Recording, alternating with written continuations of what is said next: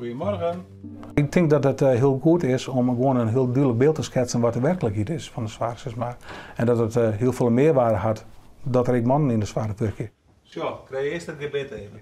Hey, ik kom sleurten te brekken. Ja. Sisa. Ik denk qua beeldvorming de vooroordelen. Als je het houdt over werkdruk en over het verdiensten bijvoorbeeld. Eerst even een hart zonder piltjes.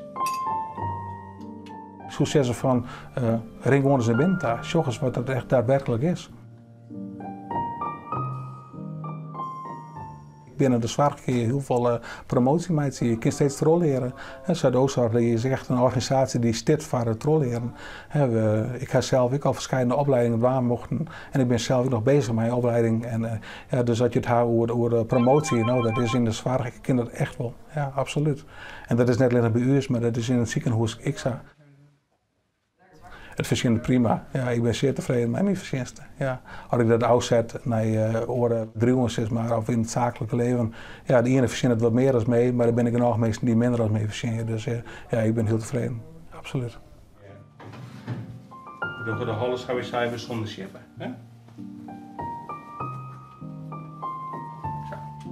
Maak even ook een hoorapparaatje, Druutje.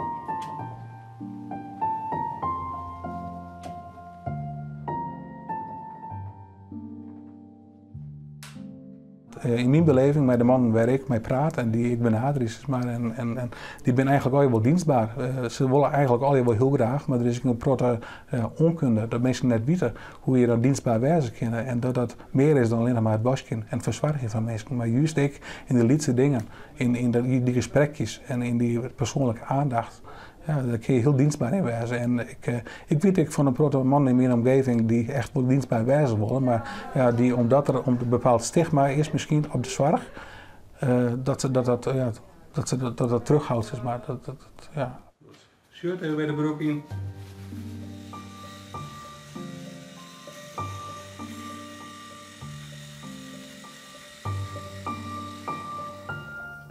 Oh, dat wie de dames in de keuken wel. Koffie. Dat is het belangrijkste, hè? Ja. Ja, dacht ik al. Nou, dat zwaar ik u daarvoor. Ik zal eerst jouw keer weer even naar Broemie. Ja. Ja? Ja, keurig, ja. Keurig.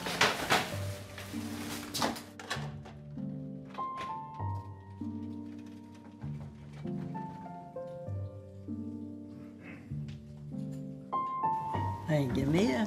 Ik heb wel meer, ja. Ging je nog meer hebben, zou de Vries? Oh, ik denk het. Dat ben een beetje, hè. Dan ze vol. Je gaat vaak de gek met mee, hè? Dat is net zo mooi. Nee, dan net. Zo.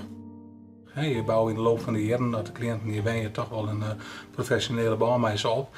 En al is het professioneel, je hebt toch bepaalde gevoelens, hè, wat je deelt aan met elkaar en kwetsbaarheden die zij deelt aan met u, die zij beleeft in hun leven. En ja, als het dan eindigt, dan mis je dat wel. De zwaar is fysiek wel redelijk zwaar. Dat kan ik wel vrij kwart in wijzen. Nou hebben we ook weer hulpmiddelen. Dus het is net zo dat we hier de hele dag tillen en draaien en heel bord bezig zijn. Maar het vreegt wel wat. Ja, ik ben met tilliften bezig. Gaat u hoor. Je rennen de hele dag heel vol, zeg maar, want we gaan grote afdeling, dus je rennen de hele dag heel vol. Ja. En dat maakt het wel fysiek wel zwaar. Ja. Ja. Nou, ik heb ook krentenbrood en suikerbrood. Oh, suikerbrood. Een stukje suikerbrood doen? Ja. Dacht ik wel. Mijn ouders zijn beiden nog in leven en daar ben ik heel dankbaar voor, maar ja, dat houdt op een gegeven moment op. En natuurlijk, als ze op een gegeven moment in de verpleeghuis komen, als ze daarin komen überhaupt, ja, dan zal ik daar op een gegeven moment zal het zo veel wijzen dat ik hun ook weer kwijtraad zie. Ja. En die voorbeelden die ga ik hier ja, toch wel regelmatig, dus ja, dat zorg ik wel. Ja, ja. En ja, daar wil je er zelf ook mee confronteren. Eet smakelijk allemaal. Eet smakelijk.